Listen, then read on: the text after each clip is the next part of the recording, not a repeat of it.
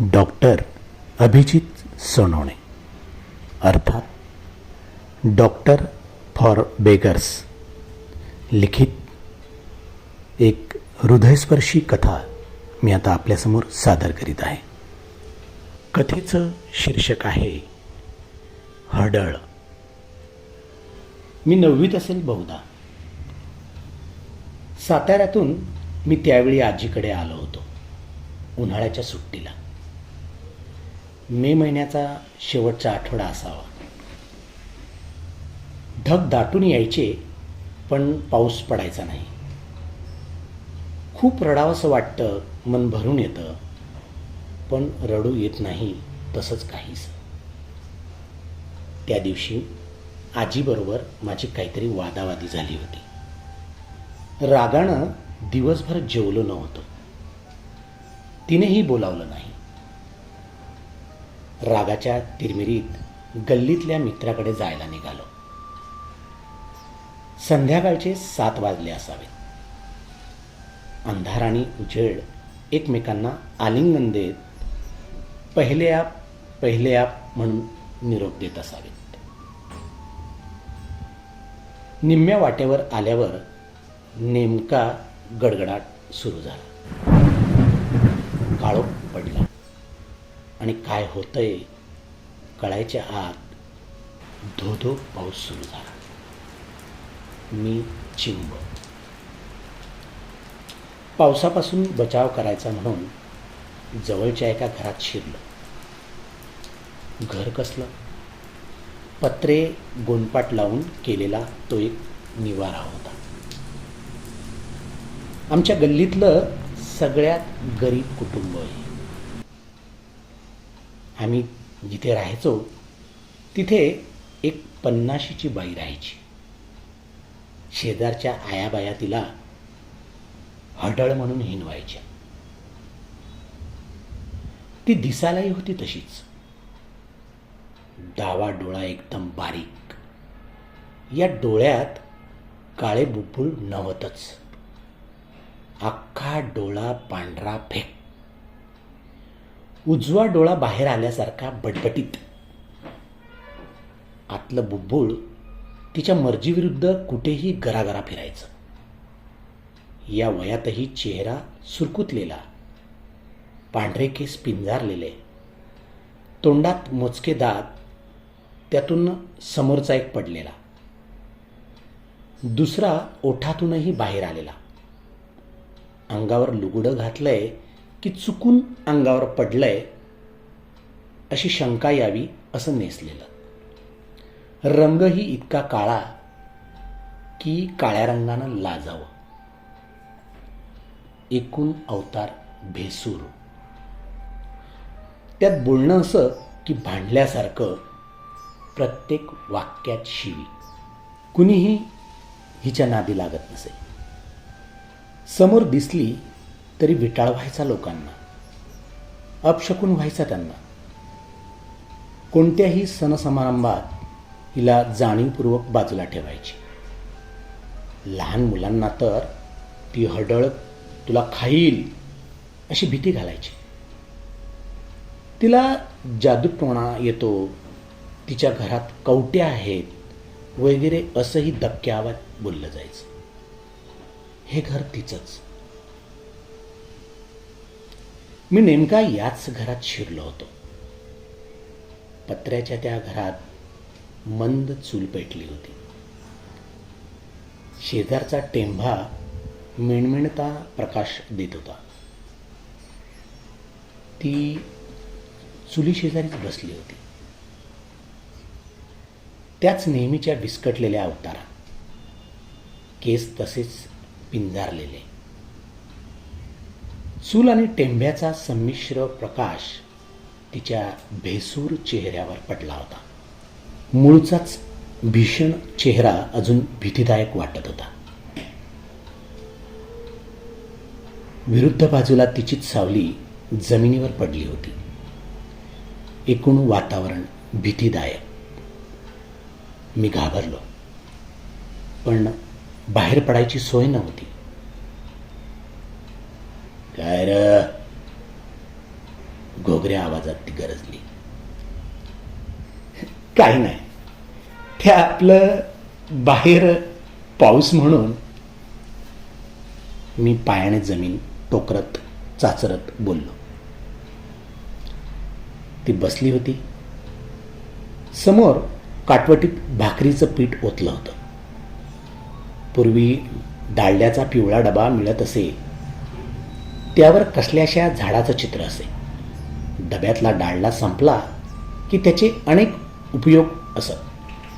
कुणी डाळी तांदूळ त्यात साठवत असत, कुणी बाहेर शौचासाठी जाताना टंबरेल म्हणून वापरे. तिनं याच डब्यात पाणी भरून ठेवलं होतं. डबा पाटवटी शेजारी. डब्यातलं पाणी पिठावर शिंपडून ती पीठ तिंबत होती. मांजरानं उंदराला खेळवावं तसं ती पिठाशी खेळत होती. इकडून तिकडे फिरवत होती. मध्येच चापट्या मारत होती. मध्येच पिठाचा गालगुच्चा घेत होती. मी हा खेळ पाहण्यात रंगून गेलो. शेवटी त्या गोळ्याचा भला मोठा लचका तिनं तोडला. 2 हाताच्या तळव्यात धरून या लचक्याला तिनं गोल आकार दिला आणि हातातून पडू न देता त्या गोळ्याला हवेतच थापट्या मारू लागली. दोन्ही बाजूंनी ढोलकी बडवतात तसं. एका क्षणी तर जादू झाली. या गोल गोळ्यापासून एक सुंदर गोलाकार अशी ताटा एवढ्या आकाराची पोळी तयार झाली. माझी आजी पोळपाटावर भाकरी थापते हिनं हवेतच ती केली होती. हिच्या अंगात नक्की जादूटोणा असावा अशी आता माझी खात्री पटली. यानंतर तिने बनवलेली ती कलाकृती धाप्प दिशी चुलीवरल्या तापलेल्या काळ्या लोखंडी तव्यावर पसरली. डब्यात पाणी घेऊन पुन्हा पाण्याचा हात त्या भाकरीवरून फिरवला. शेणानं सारवलेल्या जमिनीवर उलथनं पडलं होतं. तिनं आधी ते पदराला पुसलं. उलथण्यानं तव्याला थोडं ढोसून चुलीवरल्या तव्याला नीट केलं आणि हातानं तव्यावरची भाकरी उलटली. उलटलेली भाकरी पुन्हा तव्यावरनं काढून चुलीच्या तोंडावर तिला धग लागेल अशी ठेवली. आता त्या बाजरीच्या भाकरीला मस्त पापुद्रा आला. ती टम्म फुगली. दिवसभर मी फुगलो होतो तसाच. तिचं माझ्याकडे लक्ष नव्हतंच. बाजरीच्या भाकरीचा मंद सुवास माझ्या नाकात शिरला. पत्र्याबाहेर अंधार. नुकताच पडून गेलेला पाऊस. हवेत झोमरा गारवा. पत्र्याच्या आत चुलीमुळे निर्माण झालेली उबदार धग आणि माझ्या पोटात पडलेली आग. मी आशाळभूतपणे भाकरीकडे पाहत होतो. तिचं माझ्याकडे लक्ष गेलं आणि म्हणाली, का तू का भाकर? छा छा, नको मला. एकदम हो कसं म्हणणार? एखादी गोष्ट मनापासून हवी असताना, ती मिळत असताना नको म्हणणं काय असतं हे त्या नको म्हणणाऱ्यालाच कळेल. तोंडानं नाही म्हटलं तरी काही गोष्टी चेहऱ्यावर ओघळतातच. मनात असलं नसलं तरी. डोक्यावर ओतलेल्या तेलाचे गालावर ओघळ यावेत तसे. तिला या अंधारातही ते दिसलं असावं. म्हणाली, इकडं ये. जाऊ का नको? मी घुटमळलं. ये रे लेकरा, माझ्या जवळ बस. ये इकडं. जमिनीवर हात आपटत ती बोलली. तिच्या बोलावण्यात अर्थता होती. मी प्रथमच तिचा हा नाजूक आणि प्रेमळ आवाज ऐकत होतो. मायेनं भिजलेला तो आवाज होता.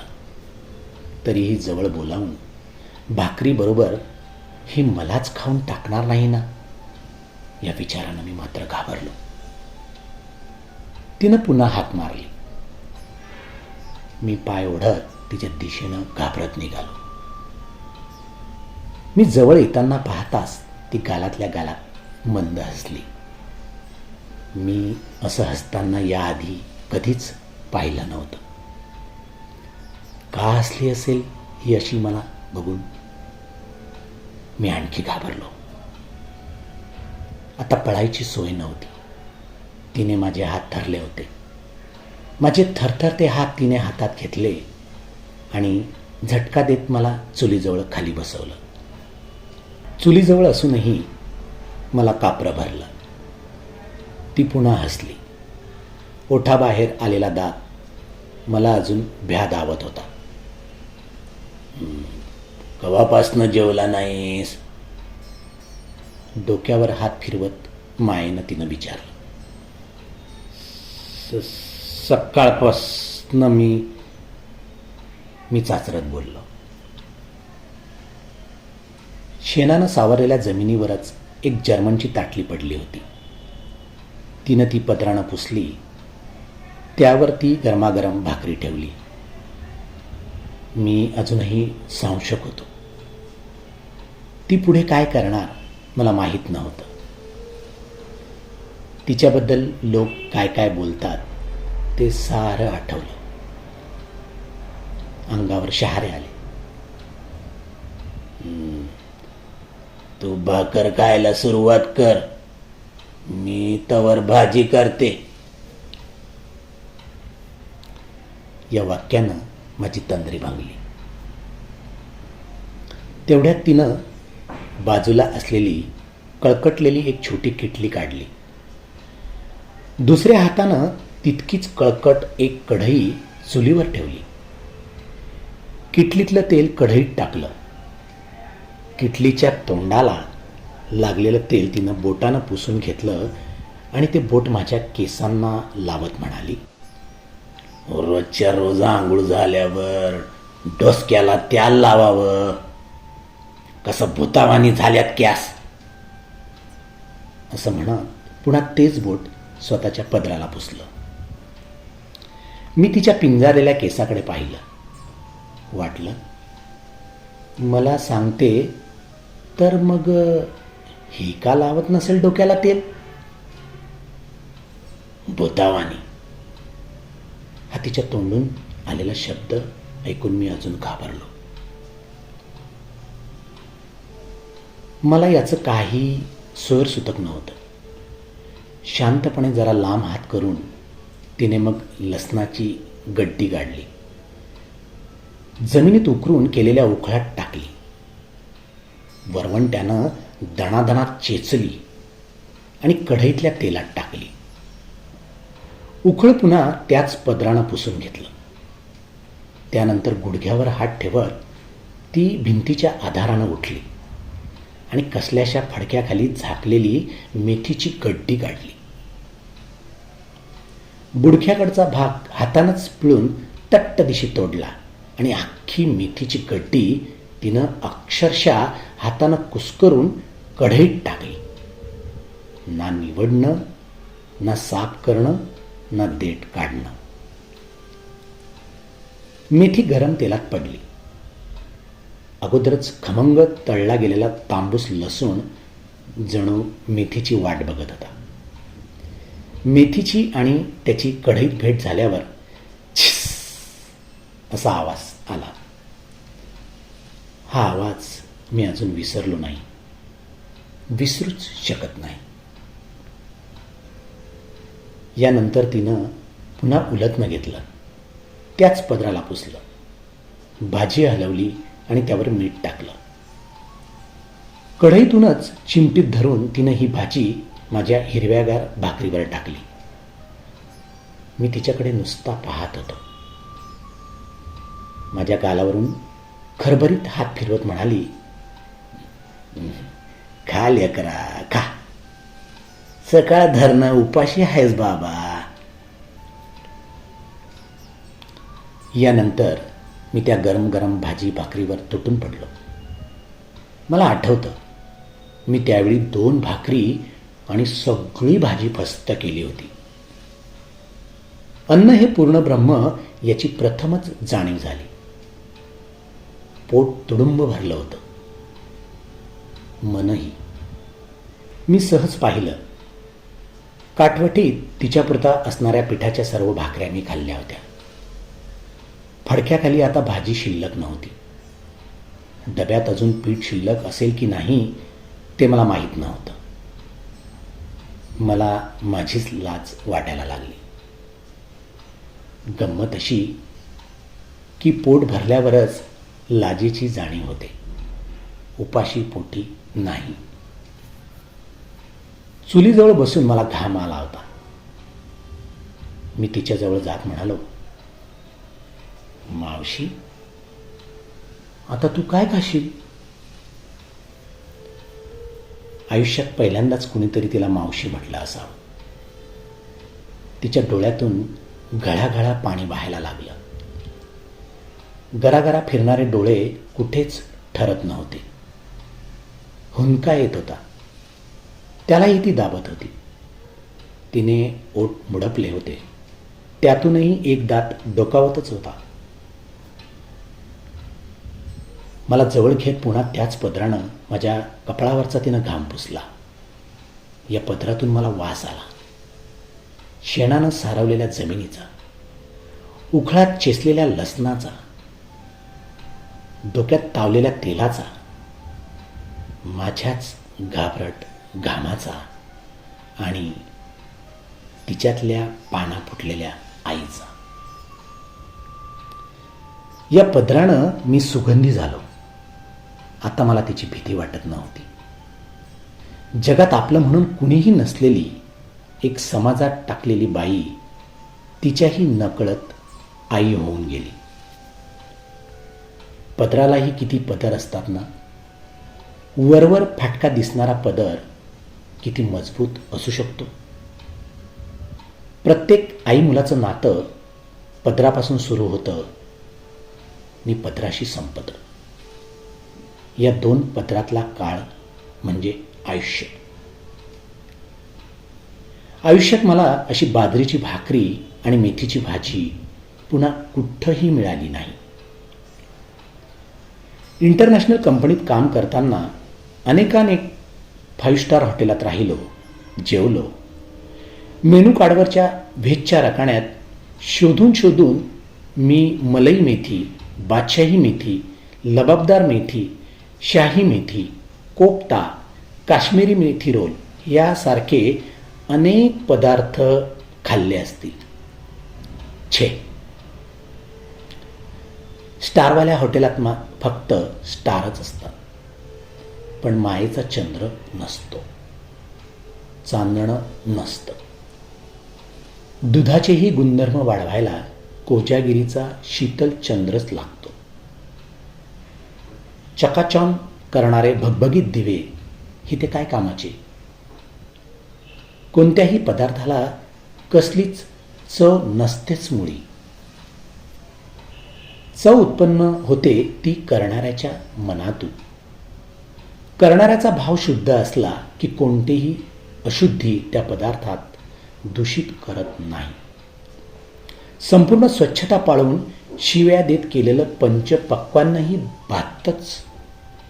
पण कसलीही स्वच्छता न पाळता मनाच्या गाभाऱ्यातनं जेव्हा माया तेल आणि मिठात सोडली जाते तेव्हा मेथीची ती भाजीही अमृत होऊन जाते. लोक याच मायाळू मावशीला हडळ म्हणायचे. का? तर तिचा चेहरा बेसूर होता. आपण चेहरा आणि कपड्यावरून माणसाबाबत आडाखे तयार करतो. बऱ्याच वेळा ते चुकतात. चेहऱ्यावर रंग लावून कलाकार मंडळी नाटक करतात, पण कोणताही रंग न लावता नाटकं करतात काही मंडळी. त्यांना काय म्हणावं? एखाद्याचं कौतुक करायला पटकन शब्द सापडत नाही. भांडताना मात्र झटपट त्यांना ते आठवतात. याला काय म्हणायचं? ज्यांना आपण आयुष्यभर चुकीची माणसं समजत असतो तेच आपल्याला कधीतरी बरोबर अर्थ समजावून सांगतात. मग ते चुकीचे कसे काय? दुसऱ्याच्या चुका या चुका, पण आपल्यातल्या चुका म्हणजे अनुभव असं कौतुकानं सांगणाऱ्यांना काय म्हणावं. असे दुटप्पीपणानं वागणारे लोकच मग एखाद्या व्यक्तीवर हडळ म्हणून शिक्का मारतात, एखाद्याला बहिष्कृत करतात. या मावशीला मी गावाकडे गेल्यावर अधूनमधून भेटायचो. मेडिकलच्या शेवटच्या वर्षाला असताना एकदा भेटायला गेलो होतो. वय झालं होतं, खंगून खाटेवर पडली होती. आताशा तिला दिसत पण नव्हतं. वयानुरूप चेहरा आणखी भेसूर होता. जवळ कुणी जायचंच नाही. मी भेटायला गेलो. स्मरणशक्ती ढासळलेली. तिनं ओळखलं नाही. काही आठवणी करून दिल्या. मेथीच्या भाजीची आठवण सांगितली. मान वळवून पुन्हा एकदा ती तशीच हसली, जशी मेथीची भाजी खायला घालताना हसली होती पूर्वी. गोड, गालातल्या गालात. काय आणून देऊ म्हातारे तुला? मी हातात हात घेऊन प्रेमानं विचारलं. ठिगळ लावलेल्या अंगावर चुकून पडलंय असं वाटायला लावणाऱ्या लुगड्याकडे तिनं क्षीणपणानं बोट दाखवलं. लुगडं? मी बरोबर ओळखलं. मी झटदिशी उठलो. घरी जाऊन माझ्या आजीची 2-4 लुगडी घेऊन येण्यासाठी. तिनं हातानंच खून करत, कुठे चाललास असं विचारलं. मीही खुणेनंच सांगितलं, लुगडं घेऊन येतो. तिनं मला परत खुणेनंच जवळ बोलावलं. मी खाली वाकलो. ती कानाजवळ येऊन एक एक शब्द तोडत बोलली. जुनं तुझ्या आजीचं लुगडं मला नको. नवं कोरं आण तुझ्या पैशाचं. घडी मीच मोडणार. मरणाऱ्या माणसाला जुनं देऊ नाही काही. माझ्या पोरानं मला नवं लुगडं आणलं, याच्यातच माझा आनंद. हे बोलून ती पुन्हा गोड हसली. तिचं बोलणं ऐकून मी शहारलो. स्वतःच्या मरणाविषयी इतकी अलिप्तता. बरं, तिनं कसं ओळखलं ती मरणार आहे ती? मी विद्यार्थी दशेत.